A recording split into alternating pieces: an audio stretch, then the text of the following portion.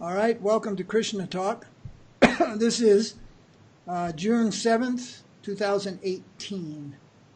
So, let me check here. I got a message on my screen here for something. Check here. Get out of here. Okay, so today's topic is going to be what is known as the Rupanuga-varga.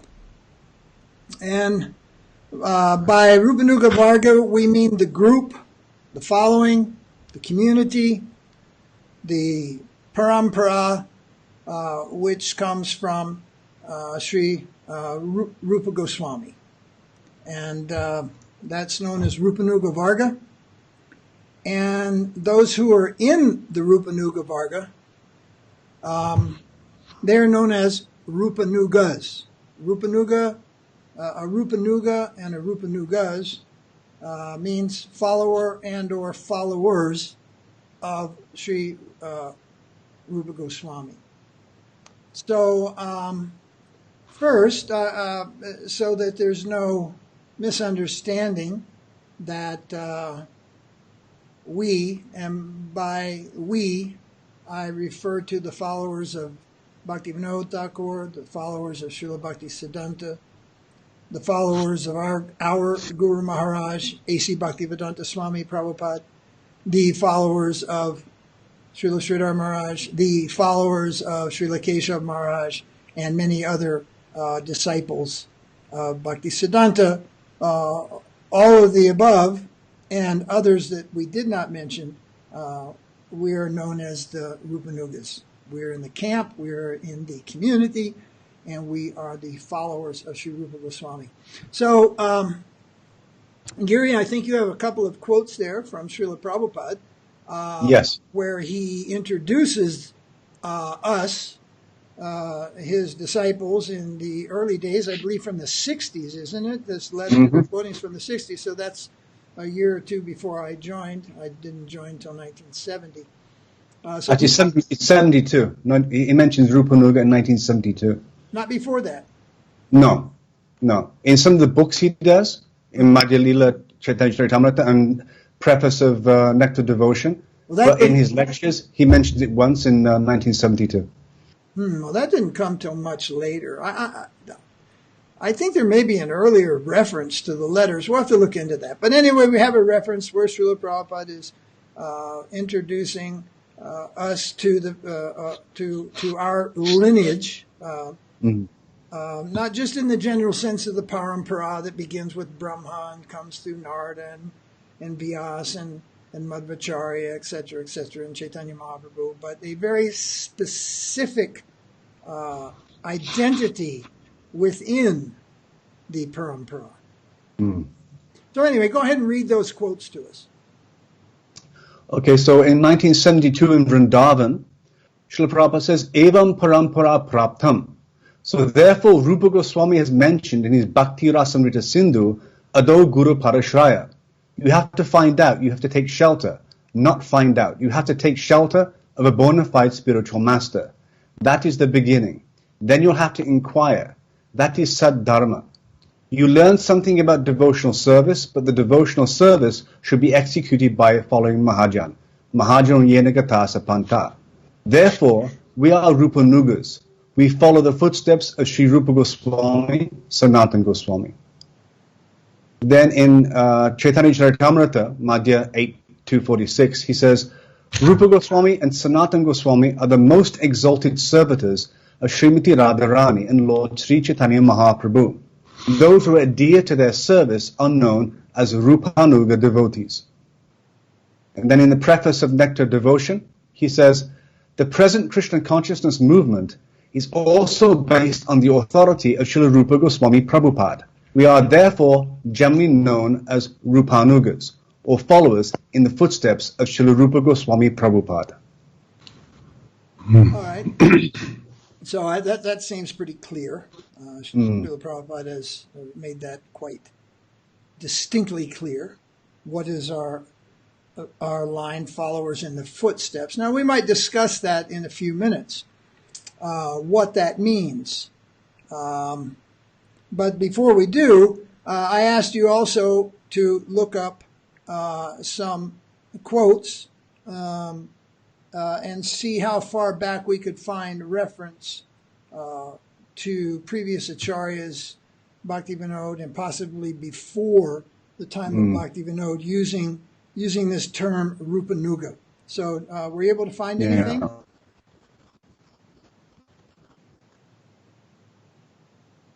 Did you hear me on that? I did. In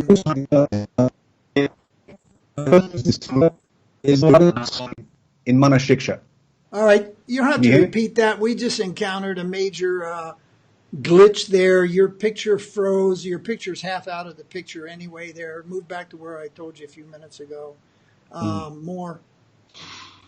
Also, that completely cut out what I was asking you. So let's back up and see if we can stay connected here.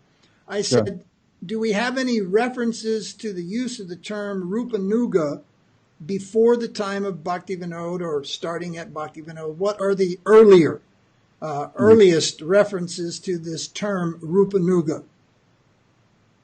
The earliest term is used by Raghunath Das Goswami in Manashiksha, in his Manashiksha, the very last verse, where he says, anyone who, adopting the line of Sri Rupa and his followers, Rupanuga, Sriyuta Sri Rupanuga, Iha Bhavam Gokula Vane, takes up residence in Gokulavan and loudly sings these 11 instructions to the mind in a melodious voice with full understanding of the meaning, will certainly obtain the matchless gem of worshipping Radha Krishna. So that's the very first time the term Rupanuga is used in our parampara. So that's back there in our history. Raghunath Das being one of the original 6 Goswamis, and there Rupa Goswami is recognized as the head. Now there might be so we have Rupa Goswami. He is recognized as the head of the Sampradaya following Sri Chaitanya Mahaprabhu since the time of the 6th Goswami. So that's significant. Now we didn't mention this, but let's see if we can put together this briefly. And please have that verse ready. The verse that Rupa Goswami wrote in Jagannath Puri. So you look that up quickly while I try to summarize the story. So Rupa Goswami was handpicked and selected among all the different elevated and eternal associates of Chaitanya Mahaprabhu. Rupa Goswami was in Gaur Leela, was handpicked and selected and designated as the Acharya for our Sampradaya here in this world. And it was during the time of Ratha Yatra, and during this particular Ratha Yatra, Mahaprabhu was dancing in great ecstasy, and much to everyone's bewilderment, and I'm speaking about even to the bewilderment of the pure and confidential devotees that were surrounding him at the time, Mahaprabhu began to sing what was actually known, so he was singing it, Sanskrit poetries, mundane love songs from the Bharat Natya Shastra, I believe. What was it? It was Kavya Prakash. It's a book on poetry. A book of poetry, Kavya Prakash. And this was basically a poetry, a young, how does that go? The mundane poetry, the boy and the girl. Can you remember that? Do you have that right there? I have the verse here. Oh, read it. It says, that very personality who stole away my heart during my youth is now again my master. These are the same moonlit nights of the month of Chaitra. The same fragrance of malati flowers is there, and the same sweet breezes are blowing from the Kadamba forest. In our intimate relationship, I am also the same lover, yet still my mind is not happy here. I am eager to go back to that place on the bank of the river Reva, under the Vetasi tree. Now, which of those verses is that? The one Rupa wrote or the other one? No, that's the other one. That's from Kavya Prakash. Yeah. That's what Mahaprabhu was singing. All right, so this when it's originally written, has nothing to do with Krishna. Am I correct? Yep. It's just about mundane love affair. Mm-hmm. So Mahaprabhu is singing this verse, and this is bewildering to the devotees that are there. It doesn't connect. It doesn't make any profound sense to them at the time. Am I correct? Can you hear me, Gary? Another glitch? Yes. I can hear you. You froze it on me, you froze. Okay, now it's working. Yeah. Yeah, we're going to have to solve this either one way or the other. All right, so one of the problems may be live broadcasting. We can just pre-record these and post them. Mm-hmm. All right. So could you hear what I was saying or not? No. Yes, I could hear. I couldn't hear any of it. Gary, could you hear my question? I could. Yes, I could hear. Well, then answer the question. I thought I did. You didn't hear me. Yes, you're correct. No. Okay, let me back up here and see if we can put this back on track. So I said when Mahaprabhu quoted this verse, which is otherwise just a part of mundane love poetries, the devotees that were present could not understand why their Lord, why Mahaprabhu was singing this seemingly mundane love poetry. Am I correct? That was my question. Yes. All right. So then what happened later? After the Rath Yatra, a day or a couple days later, Rupa Goswami was staying in the hut of Haridas Thakur. And Rupa Goswami had written a verse on a palm leaf. And after writing this verse, he placed it up on the roof above the door, and he went to the ocean. At that time, Chaitanya Mahaprabhu arrived. Are you following me up to this point? Yes. You can hear me? We're not cut out? Yeah. All right. No. So Mahaprabhu saw this palm leaf sticking out from the roof, and he plucked it. And he read this verse that Sri Rupa Goswami had written. Do you have that verse handy? I do. Yes. Okay. Please read the translation of that verse. My dear friend, now I have met my very old and dear friend Krishna on this field of Kurukshetra. I am the same Radharani, and now we are meeting together. It is very pleasant, but still, I would like to go to the bank of the Yamuna beneath the trees of the forest there.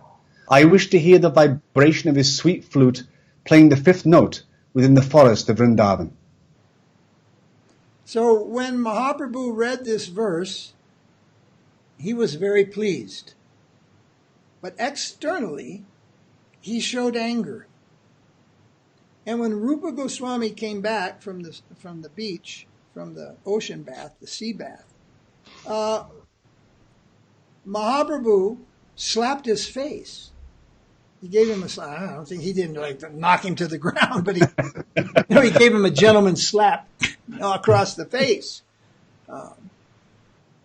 And it is on this occasion that Mahaprabhu appointed Sri Rupa as the head of the Sampradaya. Now, the reason being that he had understood Mahaprabhu's mind. But in this case, mind also means heart. Mm. He understood the heart of Mahaprabhu. He understood the mind of Mahaprabhu. Now let's bear in mind who is Mahaprabhu and in which way Krishna has appeared as Mahaprabhu with the complexion and the bhav of Srimati Radharani. So only one who is very close, very intimate with Srimati Radharani could know the heart of Mahaprabhu, particularly on that day, on that occasion at Rath Yatra. And only such a person could know what is the meaning behind this seemingly mundane love poetry that Mahaprabhu has chanted in front of Lord Jagannath. So it was on that day, and because of that reason, due to that reason, that Rupa Goswami was selected as the Acharya for Mahaprabhu's Sampradaya going forward. All right. So this is important for all of us to remember and to keep in mind in the relation to who are we and in which group are we. There are many institutions. There's the Gaudiya Math institution. There is the ISKCON institution. There are many sub-branches of Gaudiya Math, the Chaitanya Saraswat Math, the Gopinath Gaudiya Math. There are many sub-branches of Gaudiya Math. There are many sub-branches of ISKCON today. But all of them, ideally speaking, are the followers of Sri Rupa Goswami. The Sampradaya is not that institution. That institution of the Gaudiya Math, that institution of ISKCON and all the sub-branches and subsequent institutions are simply vehicles in this world that carry the parampara, if they actually are part of the parampara. Right. And there are two ways to be part of the parampara. One is your form. My guru was so-and-so and his guru was so-and-so, and that puts you in the line of Bhaktisiddhanta and Bhaktivinoda. But that's not the most important part. That part should be intact.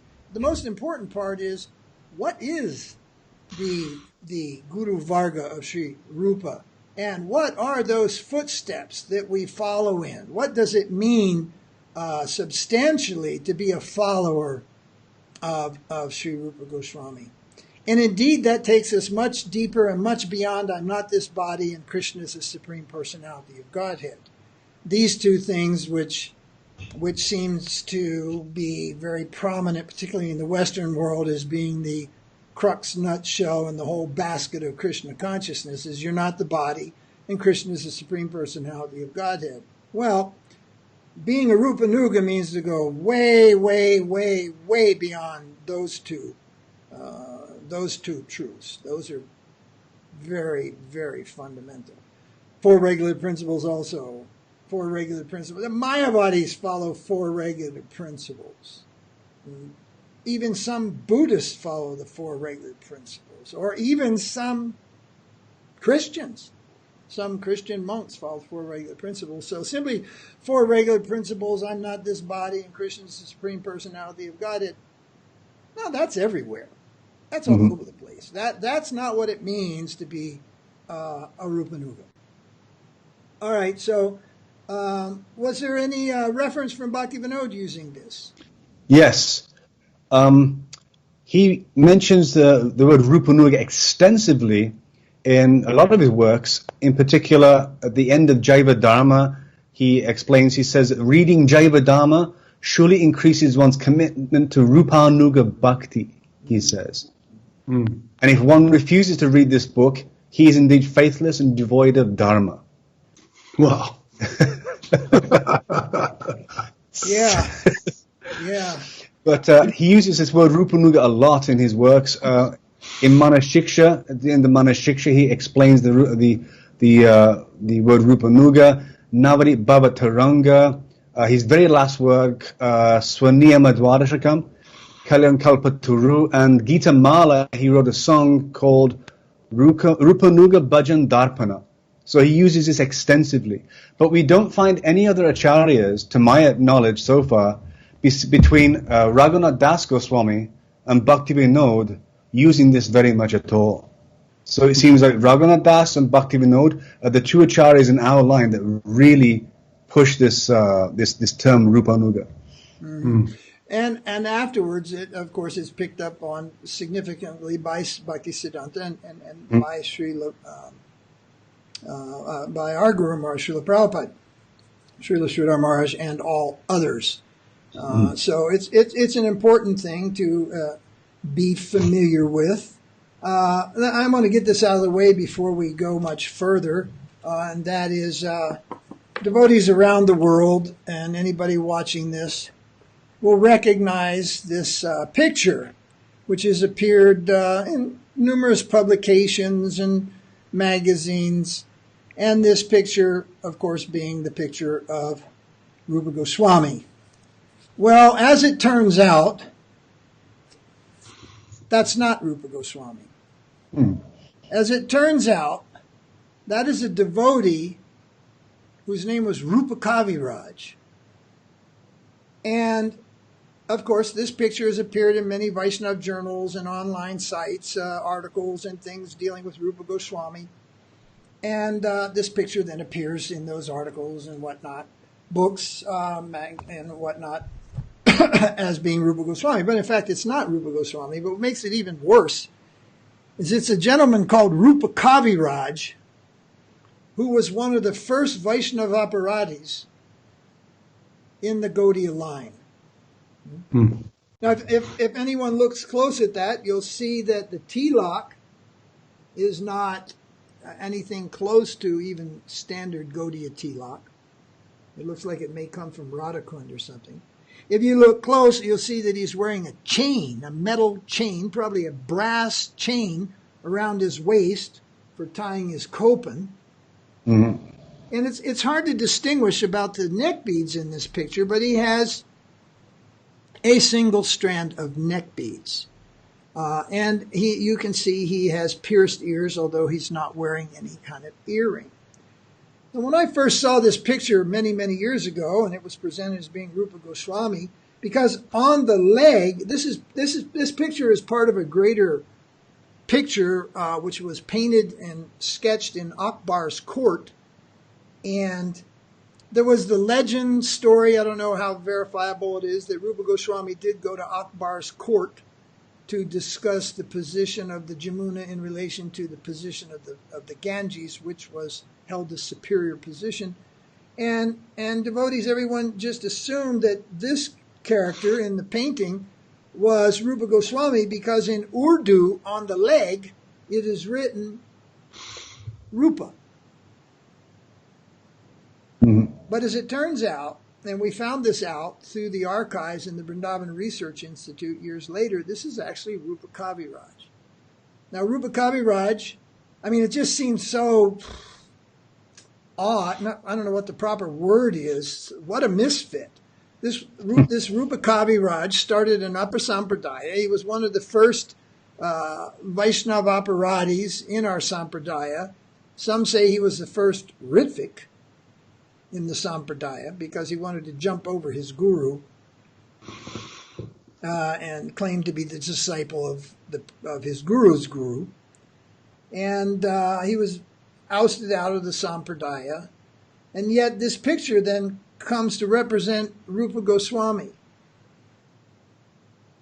So, it's just so, I don't know the proper word. It's such a misfit, isn't it? You know what I'm saying? Yeah. All right, so, but... some people also say this is another Vairagi called Jadurup. I read an article recently on this. He was a Mayavadi from Ujjain. So there's this contention between which bogus Rupa he was. In either case, this Mayavadi. That's not Rupa Goswami. So absolutely not. This is just an example where sometimes, those who are, like to split hairs, so to speak, over the philosophy or the history and get right what is what, well, it pays off. I mean, many times, for example, we're going to discuss in future the idea that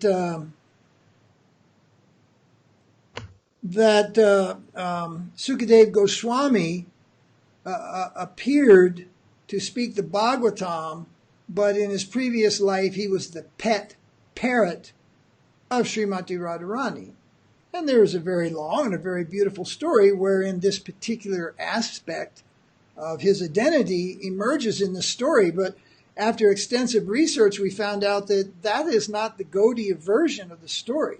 Most of the story, if you've heard the story of Sri Asuka, how a parrot flew into the mouth of the wife of Vyasadeva and later was born as Sukadeva Goswami and everything. But there is no information anywhere from our acharyas in books or otherwise where this parrot is the pet parrot of Srimati Radharani. In fact, we have references from both Bhaktivinoda and Srila Sridhara Maharaj saying that this parrot, this Sukadev, had no connection to Krishna Leela prior to his speaking the Bhagavatam, and that his speaking of the Bhagavatam is simply the causeless mercy of Krishna. That flow came through him, but yet he had no connection prior in Krishna Leela. And then research, it turned out it was it the Ativadi Sampradaya? Yeah, it's Rupa-Kaviraj Sampradaya. Yeah, this Rupa-Kaviraj who we're discussing, it's from his Sampradaya that this little tasty little Rasika treat is introduced into an otherwise bona fide story, you see. So it pays to pay attention to detail. And when I first heard the story of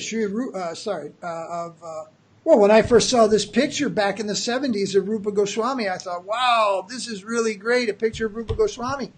20, 30 years later, we find out Rupa Goswami, that's an offender or a Mayavadi. Take your pick. It's one of the two.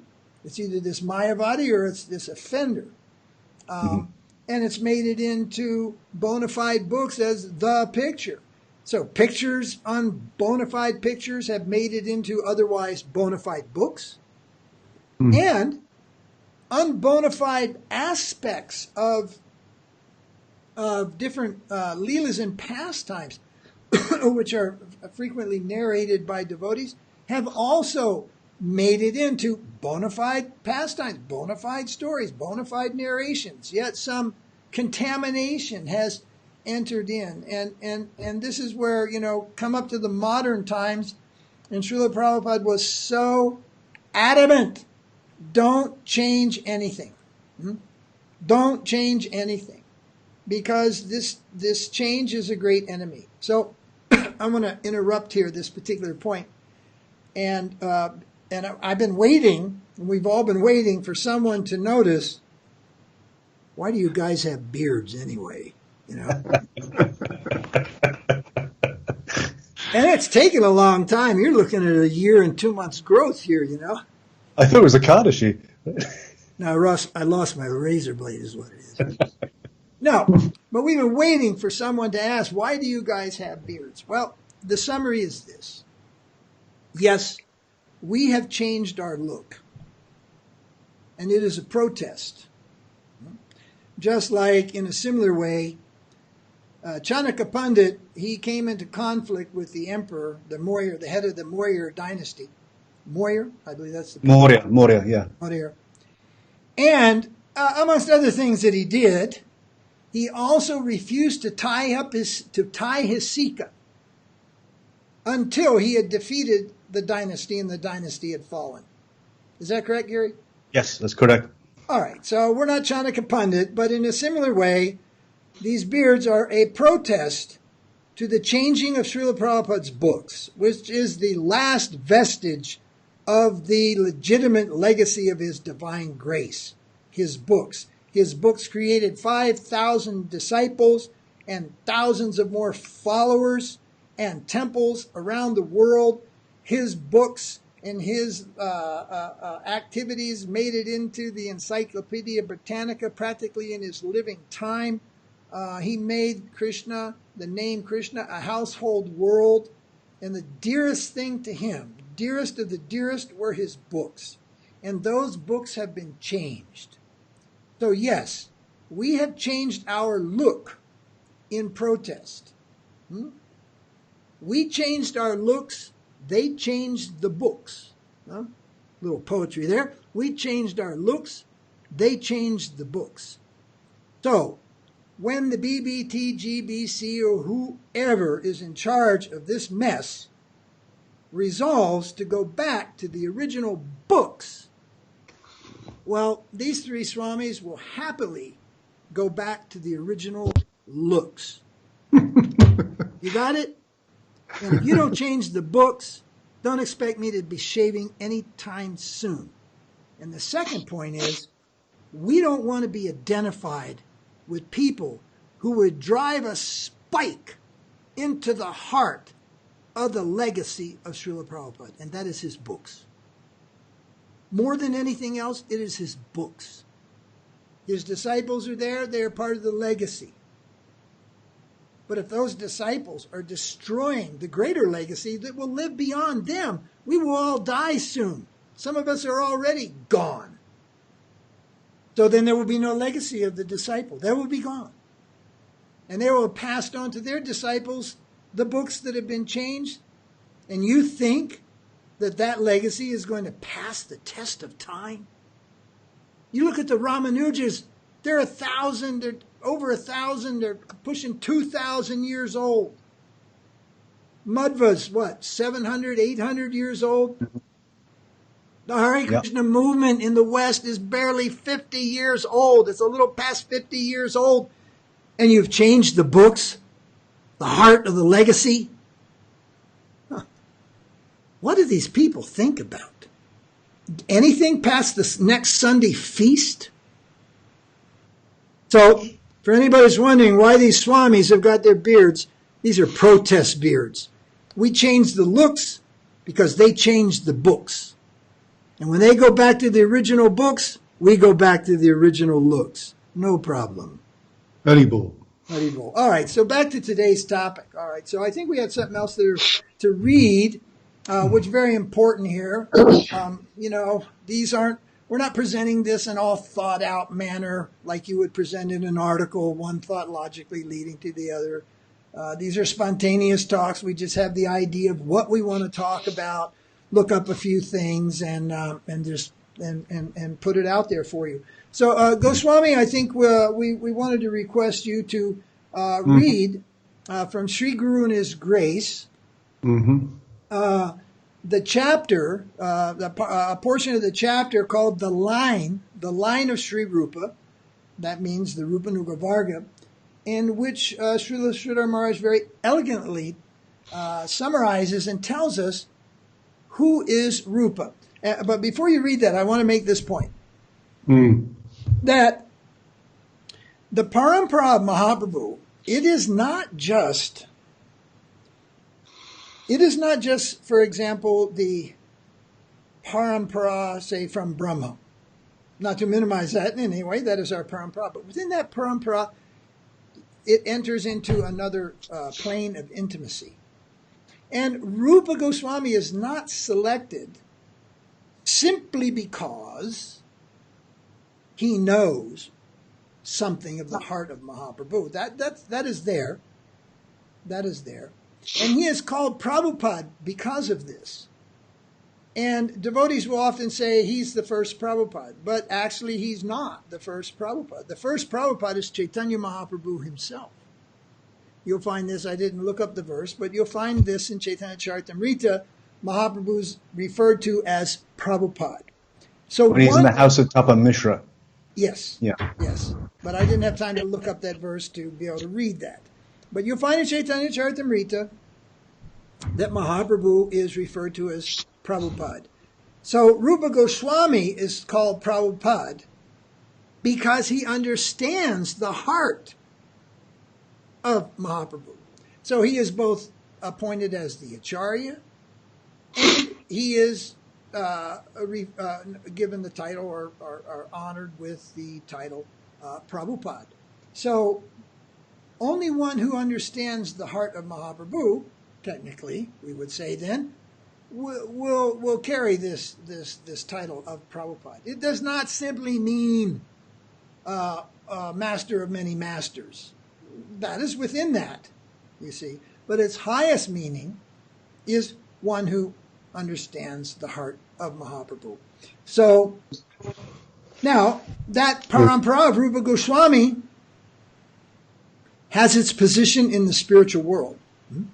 It is connected to who we are, or what our destiny can be. If there is perfection, what is our destiny? Where do we go? Where do we go in the spiritual world? That is a very big place, an infinite place. What does back to Godhead mean? Oh, back to home, back to Godhead. Where? What? Who? How? What's happening up there? Where are we? So a lot of people will say, yes, Prabhupada said we'll have our ISKCON in the spiritual world. Well, that's what we call a spirited statement. But the fact is, if you are truly in the parampara of Sri Rupa Goswami, then you are destined for a particular group of devotees in the spiritual world.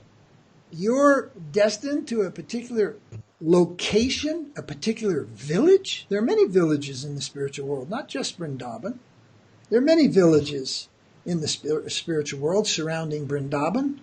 The village of Govardhan for one, Varsana for another, Shakistali for another, Chandravali's village. There are many villages, not just, in fact, Vrindavan wasn't even a village, and it isn't a village, actually. It's a forest. Gokul is a village. Nandagram is a village. Vrindavan, it's a village. It's an environmental nightmare today. But in the spiritual world, it's not a village. It's actually a forest. Is that right, Giri? Yes. Your experience with the spiritual world, you can... God, I wish. Okay. So there are many details. It's called Ekdas Bhav, the details of the Siddha Swarup, of the liberated soul. His rasa, his dress, his service, his village, his parents, name, what? Parents, family, all these things, generally known as Ekdas Bhav. So, the line of Sri Rupa takes us to a specific destination. You know, and the situation for many devotees today is they got the ticket, you know, kind of like that, remember that song, I got the ticket to ride back in the 60s or something? Ticket to ride. Well, they got the ticket to ride, but if you met them and asked them where you're going, they go, I don't know, I'm just going, man. I'm just going back to home, back to Godhead, Huddy Bo, just going. Well, where they're going and who they're connected to and everything, don't really have a clue in many cases. So we're not crossing the line here. We're not discussing beyond the pale the intimate Leela of Radha and Krishna, which some people are prone to do, foolishly, but nonetheless they do. But this is almost Sambandha Gyan. This is Sambandha Gyan of the Sampradaya, who's who and what's what, of what we are discussing.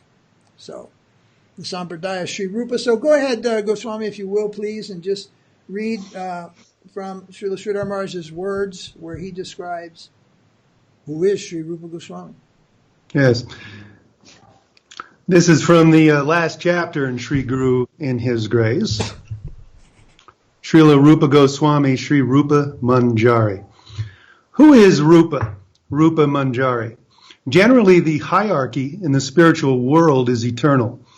New recruits can occupy a particular rank of Manjari, assistant, in the Madhurya Ras. And the leader of the Manjaris is Sri Rupa Manjari. What is the special feature in the Manjari camp which is not found among the Sakis, girlfriends of Krishna?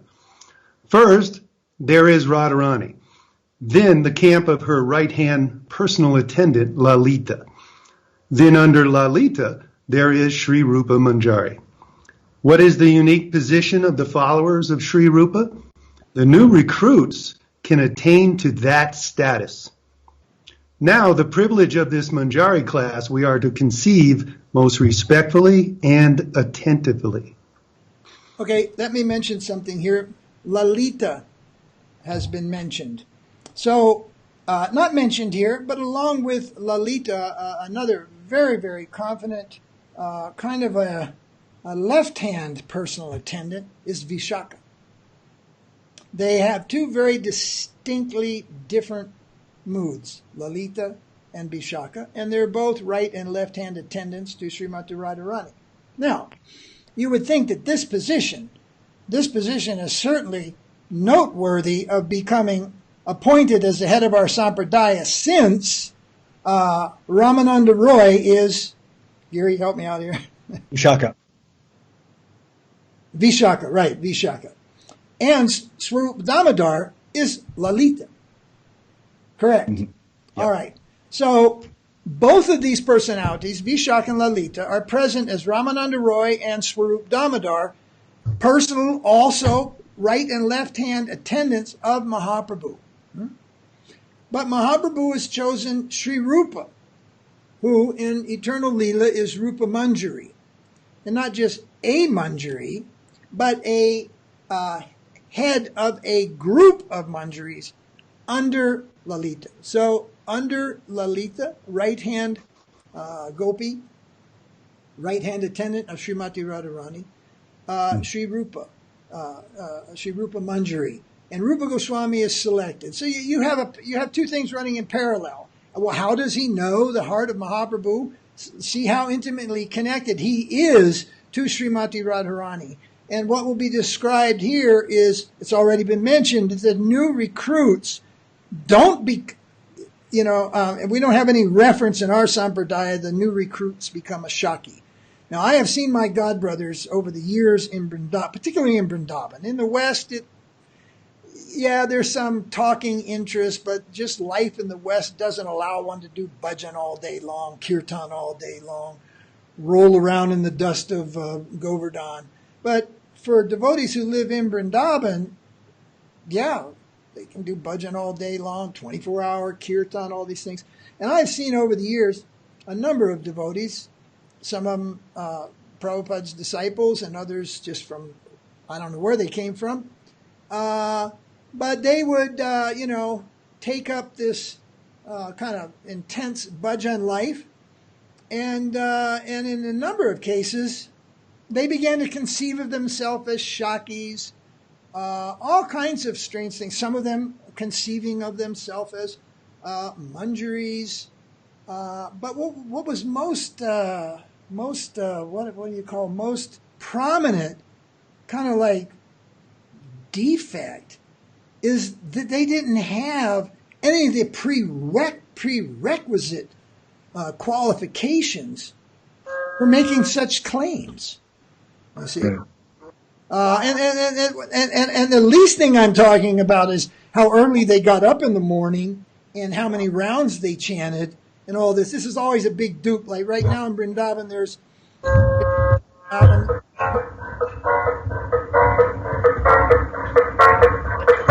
you hear that? That's the water truck coming around selling water in the morning. So that guy must be crazy by the end of the day listening to that music. Okay, but there's somebody out in Rajasthan now, a Gaudiya, who chants, they say 3 lakhs. I don't know how many lakhs, 3 lakhs. That's like 120 rounds a day or something. And that's it. He chants 3 lakhs, and therefore people flock there like anything. So I don't know what this particular person's deeper understanding is or what his status is. But when I heard about him, it's like, he chants 3 lakhs. So these are, not an easy achievement, even externally, but these are external things. How many, how much, how long, all these things can be duplicated, they can be imitated. So some of these godbrothers and Western devotees who come and all of a sudden begin to conceive of themselves as Manjaris and Shakis and all these things. These are actually just mental concoctions. Those who have actually achieved that, first off, you won't find them advertising such. Now, recently there was a guru in ISKCON who was telling his disciples he's a cowherd boy. And then he would take his deities and he would talk to them in front of his disciples and he would just do all kind of very, very eccentric things.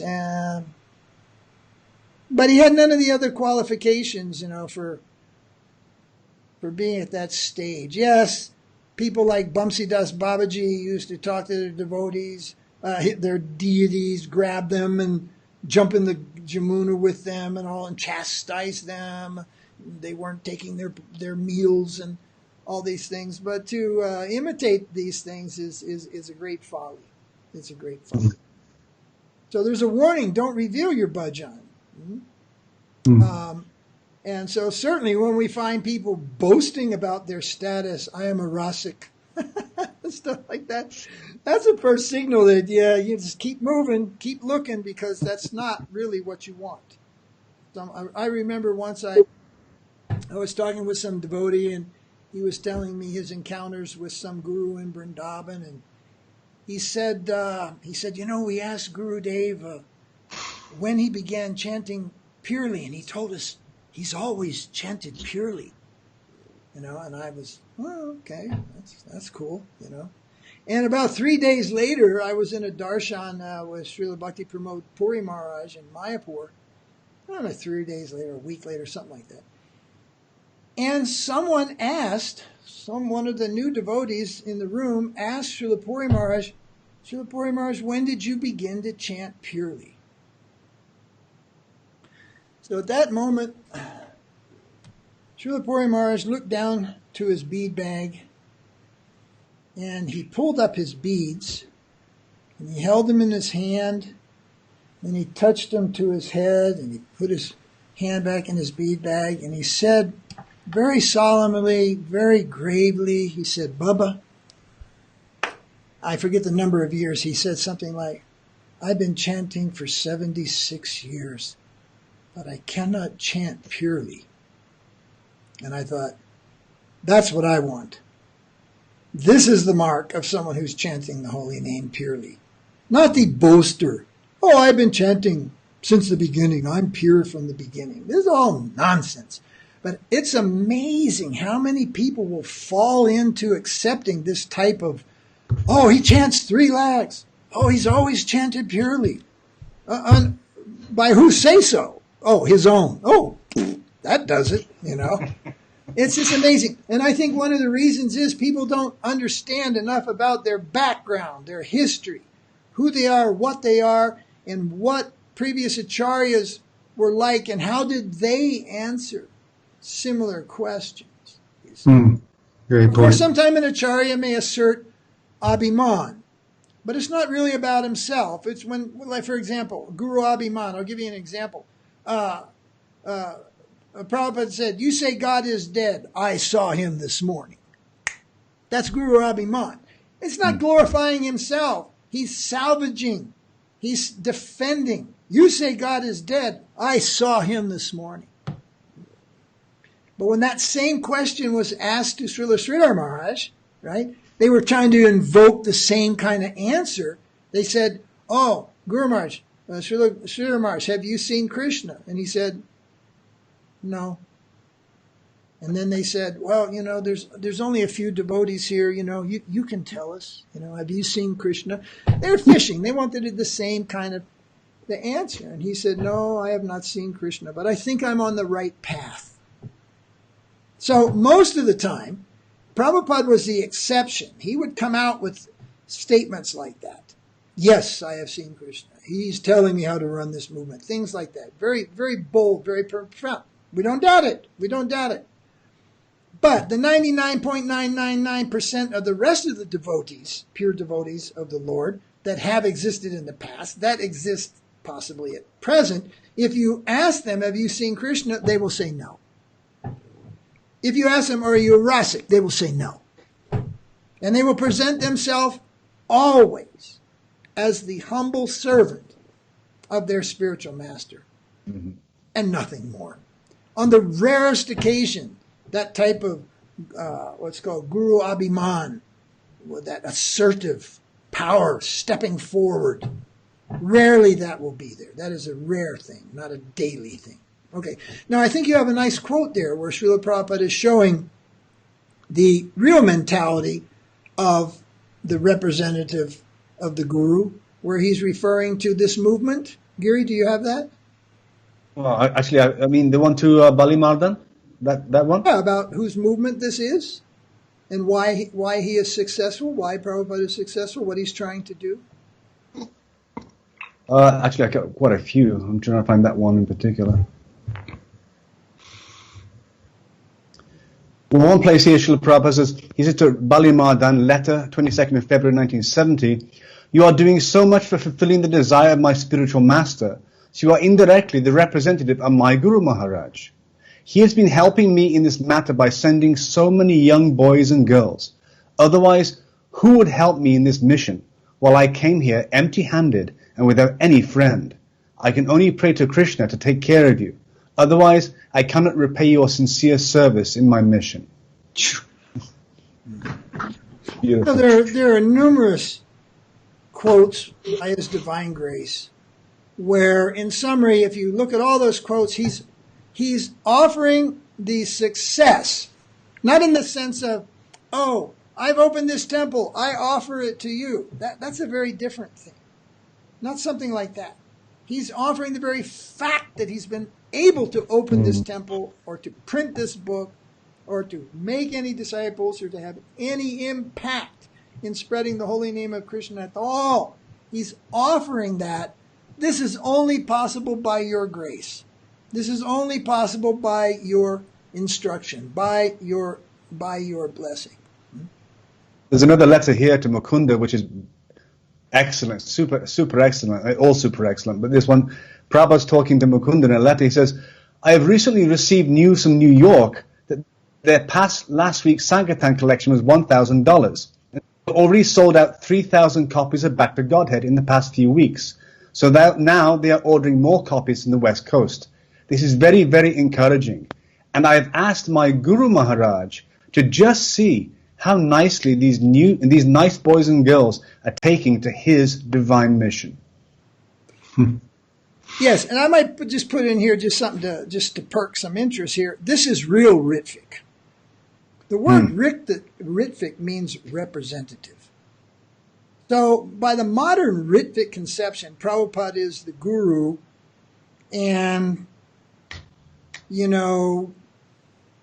the preacher just takes the devotee in front of the deity of Prabhupada, jumbles a choice of 12 names into a basket. The disciple then reaches in the basket and pulls out a name in front of the deity, and this is now their initiated name. Now, this is part of their Ritvik initiation system. This is bogus Ritvik.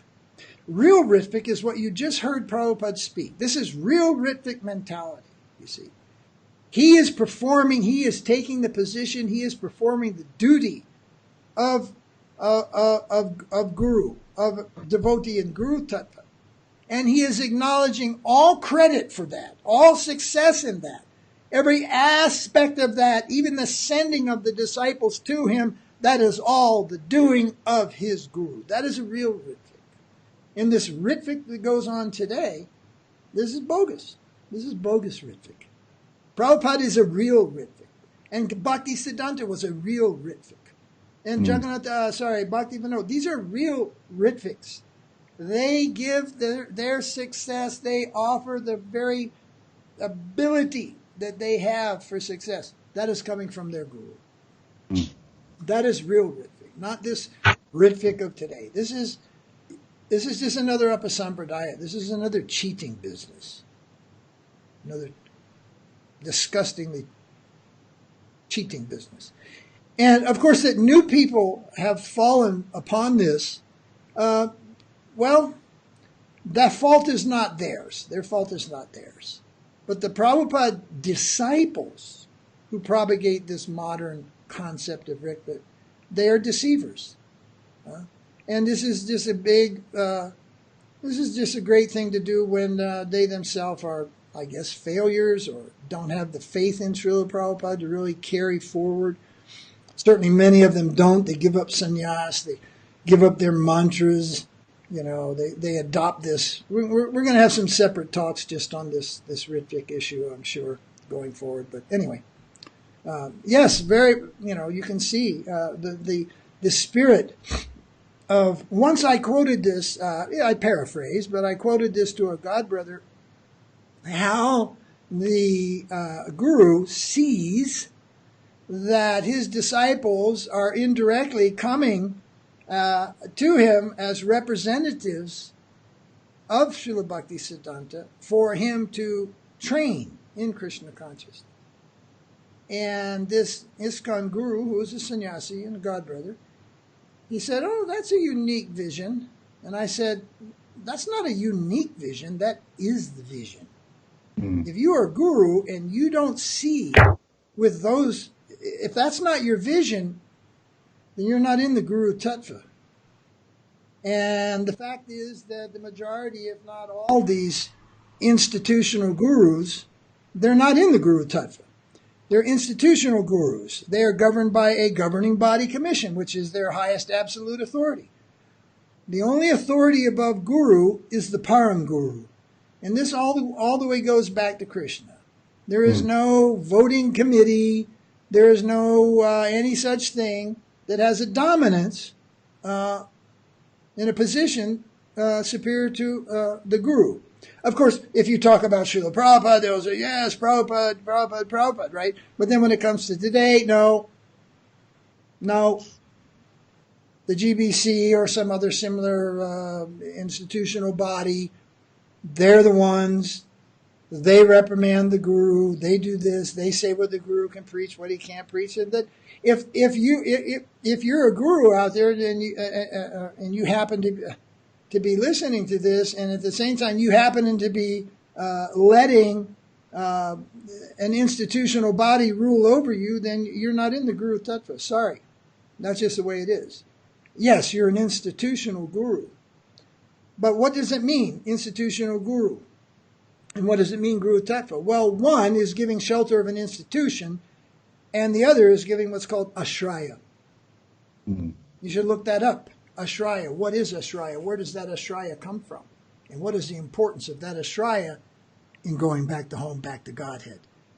That ashraya has everything to do with your spiritual success in this life. And the institution you belong to, nada, amigo. It doesn't have anything to do. The ashraya. And the ashraya will only come to you in the parampara of the Guru Tattva. And if you're just in an institutional situation, compromising truth with politically correct speak points, and on it goes, whether it be the jiva or the flat earth or God knows what, and then you're feeding your disciples the changed books, and you think this is Guru Tattva? You're sadly mistaken. And of course, I'm just envious, we're just too lazy to shave. But history may speak very differently. Of course, the three of us and others like us, we'll just vanish because we are very, very small. And guess what? So will those big, huge institutions with the changed books, the changed philosophy, the politically correct speak, all this. This will not endure the test of time. Even if you have everything right, still the test of time is heavy duty. Heavy duty, you see. The future, there's more devotees in the West. There were none 50 years ago. Now there are thousands.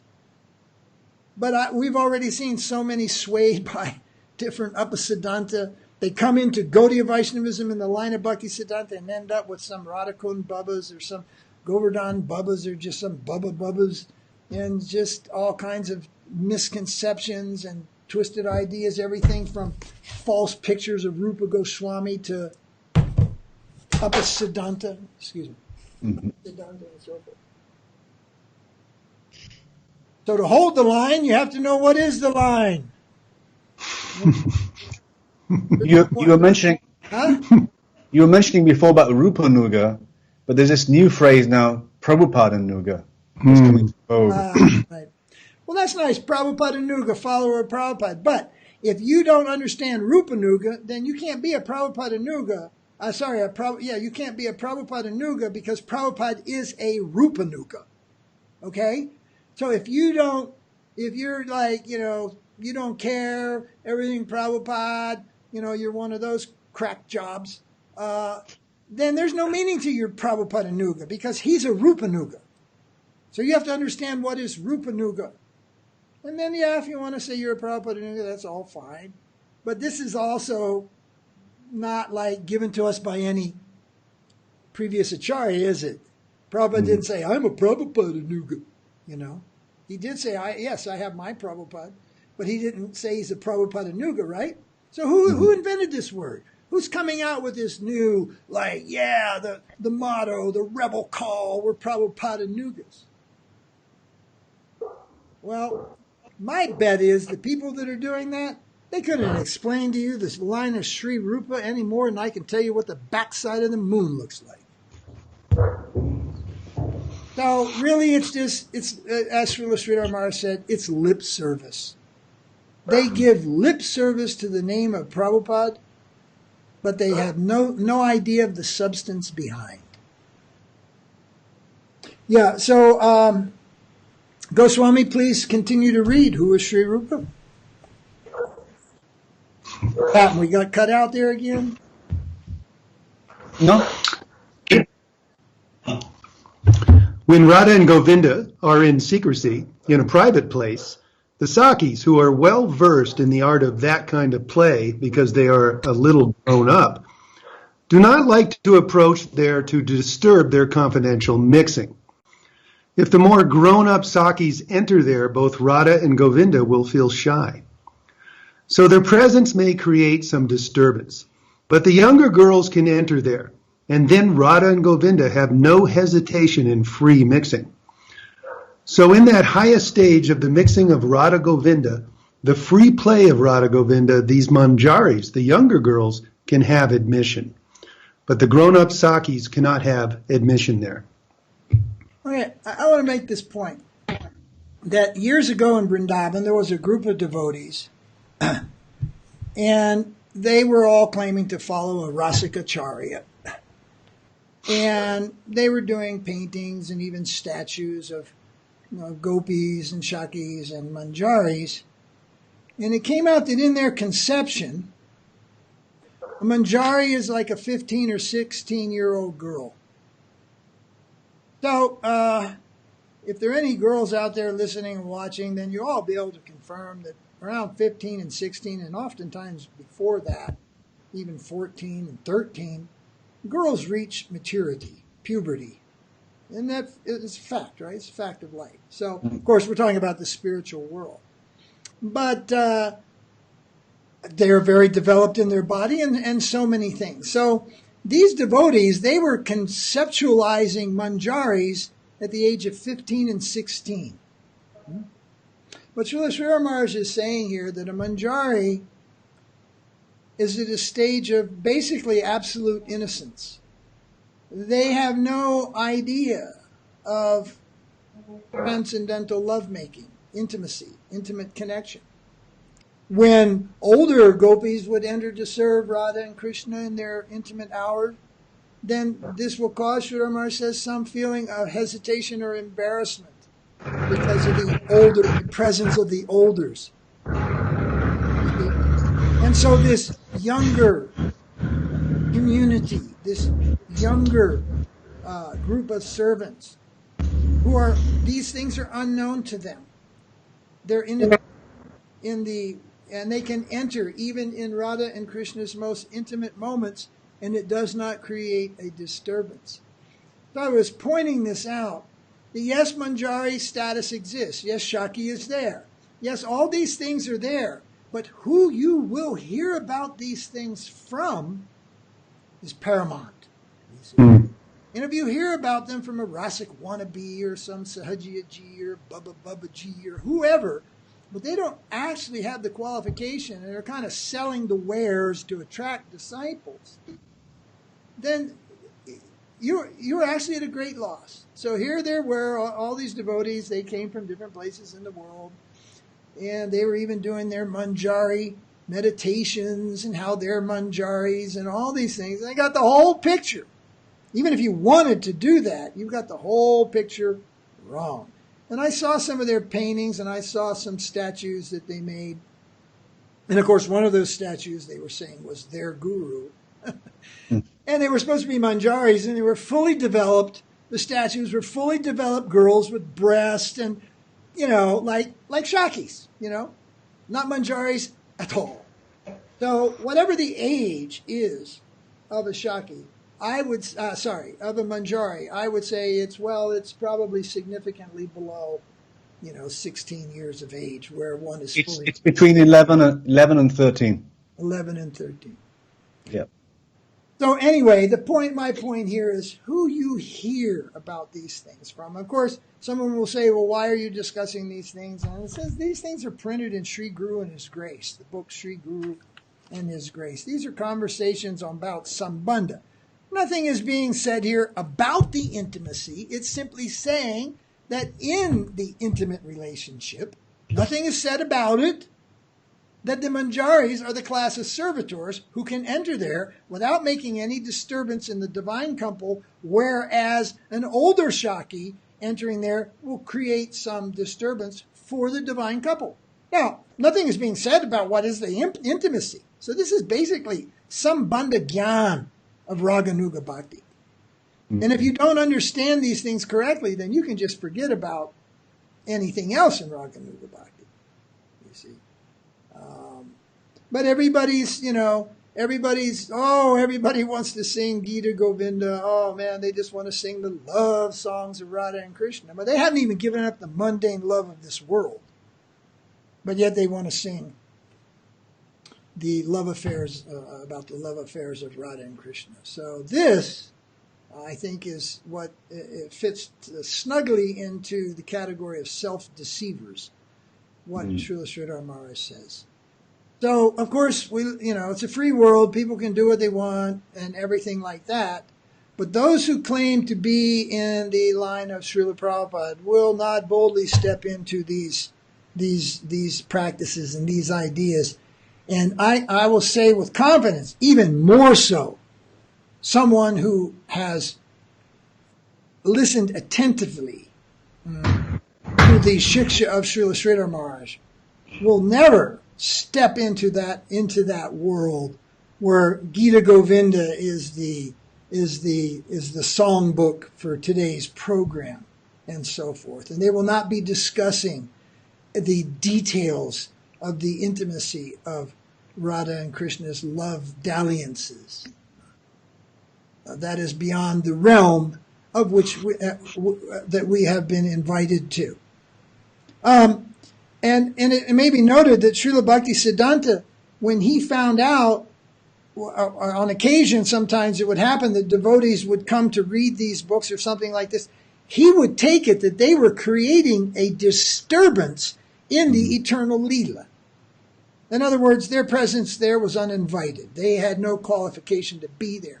And who were some of these people? Well, it's so funny how people who didn't even know how to eat with their right hand and wipe their backside, 2 years later, sitting in a bhajan singing Gita Govinda prayers, Whereas Srila Bhaktisiddhanta's disciples were oftentimes coming from very erudite and scholarly Brahmin families. They had never touched any contaminated food in their life. They had followed Ekadasi since the time that they were children. And they had so many seemingly qualifications. They knew Sanskrit. You didn't have to read somebody's translation. They could read the original Sanskrit and so forth. And still, he considered that they were interfering in the Leela, the divine Leela. So high appreciation is required. First develop that, the high appreciation for the highest domain and highest respect for that domain and those devotees. And don't become a gate crasher, an intruder. And Srila Sridhar Maharaj actually adds there that you will be marked and you will be cast down. You will not go there. And Srila Puri Maharaj remarked that yes, all these sannyasis who want to discuss Gita Govinda and other such intimate pastimes of Radha and Krishna, they will not be born as gopis. They will be born as mundane women in this material world, life after life. When he said that, everybody laughed, and then one devotee said, wow, Srila Puri Maharaj, maybe that explains why there are so many sincere Vaishnavis in the world. And certainly there are. So, hey, devotee beware. Srila Puri Maharaj said in those same years there is a wave. He said there were about 4 or 5 swamis, sannyasis sitting in the room with him and his servant Gopinath and a couple others. And he just turned to us and he said very clearly in English, he usually spoke in Bengali and translations were required. He always quoted a lot of verses, so if you knew the verses, you could follow what he was saying. And translations were not always that good. But he did speak some English, and on this particular occasion, he turned to us and he said distinctly in English, he said, there is a wave. Now, what year was this? This must have been 1998 or 97 or 98. And he said, there is a wave of Sahajiyism coming to the Western world. And he raised his hand and he pointed to the sannyasis and he just kind of drug his hand across, indicating all of us. He said, and it is your duty to preach against this wave of Sahajiyism. So, everything that glitters or shines is not gold. And everything about Krishna doesn't end up putting you in the transcendental world. The wrong place at the wrong time and the wrong discussions may have you marked as an intruder. And then in your next life, instead of being a transcendental gopi in the eternal Leela of Krishna, you just be another Mataji in this world. So something to think about. And there certainly are many. I'm not slighting the women, and you women are out there, doing the same thing, thinking that whatever your status is going to be in the next life. Well, you could just be born as a guy, a man in the world. Either way, it's not successful. We don't want to be born again, period, as men or women. So the way back to Godhead is not to imitate it here. People say, well, follow the footsteps of the gopis. So what is that? The footsteps of the gopis means absolute surrender and abnegation? Self-forgetfulness. Self-forgetfulness, not imitation, what they're doing. Self-forgetfulness, self-sacrifice, and absolute surrender. Practice that here and now. So many of these bubbas, they'll chant a lakh, 2 lakhs a day, this, that, and the other, hoo, ha, ha. You ever see their temples? Filthy dirty, too lazy to get down on their knees and scrub the temple and do any decent deity service or anything. They're too busy meditating on Astakaliya Leela, you see. Well, the opportunity to engage in that 24-hour service of the Lord is right here in your local temple. 24/7, you can be engaged in the Lord's service. These things that we do in the Gaudiya-sampradaya, the arati, the sowing of flowers, the dressing, the bathing, these are all things that go on in the eternal Leela of Krishna. But no, you don't want to do them here. You're too lazy. You just want to sit around with your beads and polished beads and meditate that you're doing it. You see. Well, then go to some other mission. Quit calling yourself a follower of Bhakti Siddhanta. Quit referring to yourself as a follower of Bhaktivinoda or Srila Prabhupada.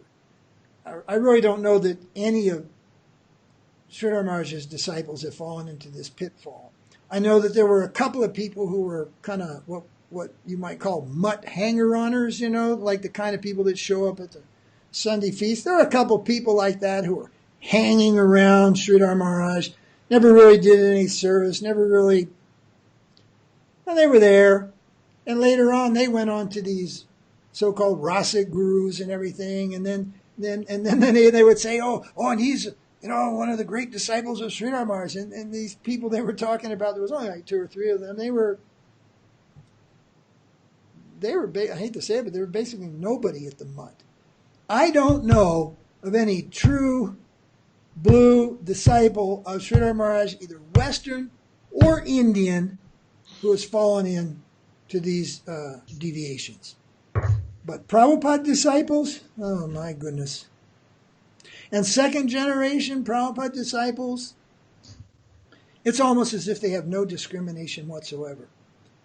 Some of them luckily fall upon some good shiksha, some upon a mixed bag of shiksha, and some on absolutely deplorable shiksha.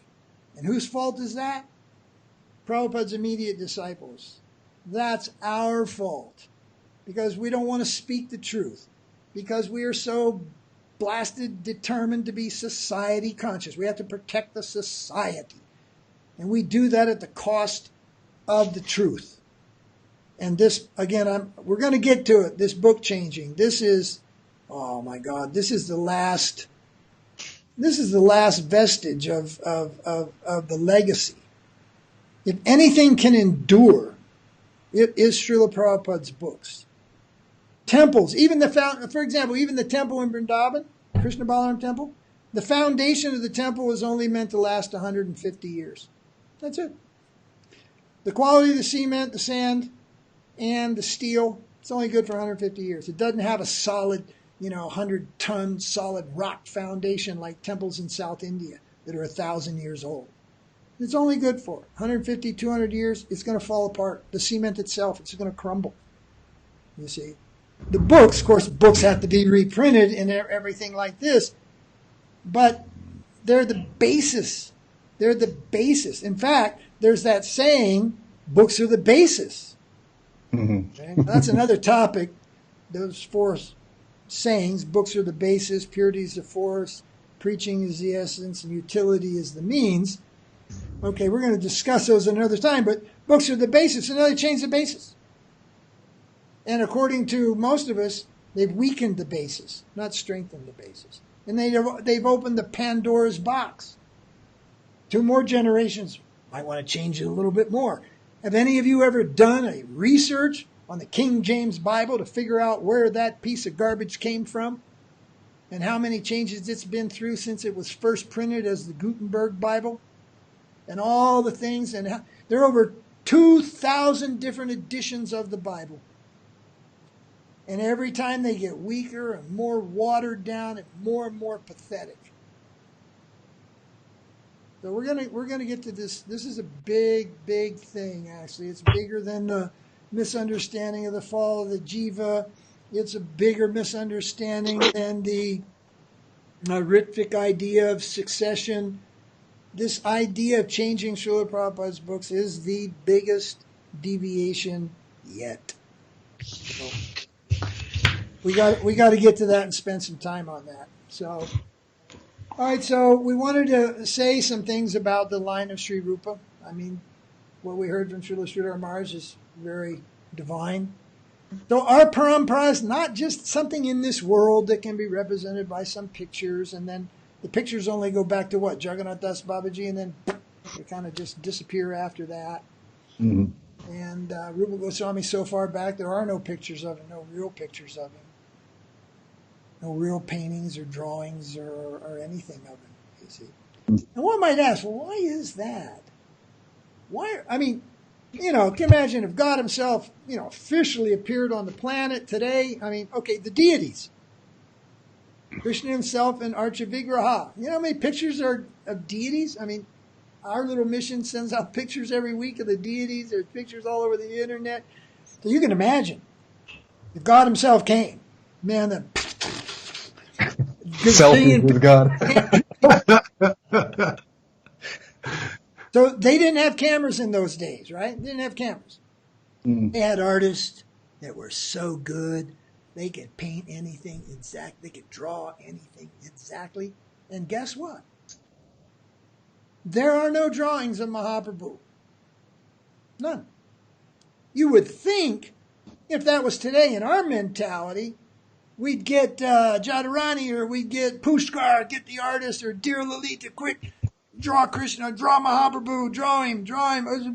Not single one. Not a single painting, drawing exists. Because it's not important. We're not form worshippers. And you cannot draw, actually. Who is Mahaprabhu? You cannot draw that. It cannot be drawn. It is beyond the ability of a paper, pen, paint artist to actually draw. Similarly, Krishna. For as many pictures of Krishna as there are, they all look different. So which one of them is Krishna? Well, so long as he's blue, has a yellow dhoti, wears a peacock feather, plays a flute, has a buffalo horn in his belt or something like that, they're all Krishna, you see. Beauty in the eye of the beholder, according to some description in Shastra, but they all look different.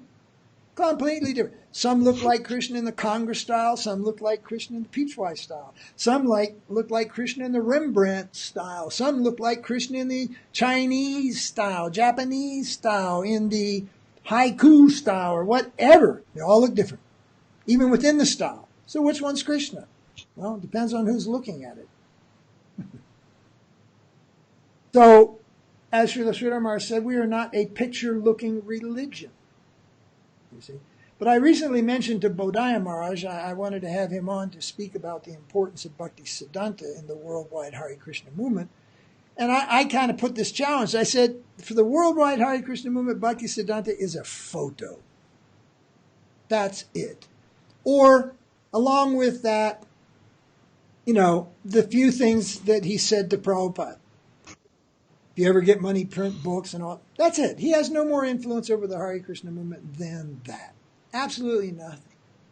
So I wanted Gaudiya Maharaj, and eventually maybe we'll get him here to speak with us about what he sees, because he's a direct disciple of Srila Bhakti Pramod Puri Maharaj. His Prabhupada is Bhakti Siddhanta. And although he's read some of our Guru Maharaj's books, no doubt, he's read all of Bhaktivinoda's books and all of Bhakti Siddhanta's books. And I used to point out to people that here's a man who, talk to him, listen to him. He's Krishna conscious. His behavior is Krishna conscious. And he's never read Prabhupada's books. How's that? A little bit of a, broaden your view here. We're not the only people in the world who are devotees of Krishna. But we kind of move around the world like, excuse my language, but our stool don't stink. Like we're God's gift to humanity. What happened to the day Prabhupada, with tears in his eyes, asked everybody, please be humble? Where's that humility? Yeah. So anyway, I wanted him to share, because I think he can share some very worthwhile insights, giving a focus and a magnification on how important Bhakti Siddhanta is in the worldwide Hare Krishna movement. He's more than just a photo. He's more than just a guru who Prabhupada took initiation from, and he said things about Prabhupada, that he will do everything in future. If you ever get money, print books. Yes, he said those things. Those very important things. Well, what about everything else he said? What about the things he said about some of his other disciples? What about the things he said about Srila Sridhar Maharaj? How important are those? Well, the fact is they're not important at all, because he's just a picture on everybody's altar. People don't even understand the pictures. You go back and you go in a temple and ask most of the devotees in the Western world, who is Prabhupada's guru? They'll just point to the picture, Bhakti Siddhanta. You ask, who is his guru? They'll just point to the next picture, Gaurkishore. Then you just ask, who is his picture? And they'll point to Bhaktivinoda. Who is Gaurkishore's guru? They'll say Bhaktivinoda. It's like, no, it wasn't. Actually, Gaurkishore gave Babaji Sannyas to Bhaktivinoda. So who is that guru? Well, we'll discuss that sometime. So then you get into, what is our parampara? Who's who and what's what? No, we're Prabhupada-nugas. That will not stand, my friend. If you don't know your history, you don't know who you are. Without history, we don't know who we are. Just like the world today. We all think, according to Darwin, we evolved from monkeys. The first human beings crawled up out of Africa, and populated the world. Chimpanzees became, what are they called, Neanderthals, and this ones and that ones, and then we went on and welcome to Donald Trump. It's like, no, sorry, that's not where we came from. We didn't come from monkeys. We've been here more than 200,000 years. We might have been here for millions of years, and yes, we came from another planet. People are like, what? Yeah, the Prajapatis. They came from other planets, and they came to planet Earth. So who we are, I'm always saying, study the Bhagavatam. You get some idea of where the human race came from. There were kings at the time when there was only one continent on the earth. I make this point all the time. The Bhagavatam says, once upon a time, there was one continent on planet Earth. And it tells you the name of the king who ruled over that continent. Now, modern scientists also says that once upon a time, there was only one continent on planet Earth. But at that time, there were no human beings. But the Bhagavatam will even tell you what the name of the king was at that time. So and that there was one continent. So the question arises, if there was no human beings and there was no kings and the Bhagavatam was only written 1,000 years ago or something, or even 5,000 years ago, how did they know that there was only one continent on the earth, which the scientists say was hundreds and hundreds of millions of years before the first human being? How did they know that? Because all that scientific knowledge is just a bunch of rubbish. Oh yeah, they got a few, there was this, there was that, but as far as the history of humanity goes, they don't know nothing. And therefore the modern man doesn't know who he is. The modern woman doesn't know where they're going. The modern kid doesn't know anything. They're just a bunch of idiots. As one of our God brothers pointed out while complaining about our videos, that, yeah, we were kind of arguing with him, but he's true. Most of the world, they're just idiots. They're just misled people. They don't know who they are, where they're going, where they came from, not even in terms of this world. I once asked my grandfather, I said, "Oh, Grandpa, do you ever think about where we come from?" He went, "Oh, yeah, Pennsylvania. And before that, we was from the Netherlands." And I said, "Nah, Grandpa, I was thinking a little bit farther back than that." Like, where do you come from? You know, nothing. History is a very important thing for the present. And a history of who you are in the Sampradaya, well, you get a little glimpse of that here. Who is Sri Rupa in the book Sri Guru and His Grace by Srila Sridhara Maharaj? Who heads our parampara? Sad to have to inform all you Prabhupada-nugas, but in eternity, Prabhupada is not in charge of our parampara. Sorry. Rupa Goswami, Rupa Manjari, heads our parampara. If we are ever blessed and fortunate enough to reach that eternal abode. And the question is coming up, and we're going to be dealing with that. It revolves around the rasa of Srila Prabhupada, because since the time of Rupa Goswami, most of our acharyas have been identified as being manjaris. Not Shakis, but manjaris. And but there's some, and there is, I guess you'd say, a controversy in the world among some devotees. I don't view it or discuss it as a controversy, but there is a controversy as pertaining to what is the rasa of Srila Prabhupada. And there's some very interesting revelations from Srila Prabhupada, from Srila Sridhara Maharaj, from Srila Puri Maharaj also about this. So it may be unclear to many of us what exactly is Prabhupada's rasa, but in his own words, we hope to make it a little clearer. But make no mistake about it, Prabhupada is not, once establishing his eternal lila, his eternal rasa, according to his own statements and statements of his godbrothers, that does not make him the head of a new sampradaya. He is still a Rupanuga. I mean, what further, of this world, what more beautiful evidence of that, more evidence is required than his rooms at Radha Damodar Temple. And where he sat in his chair and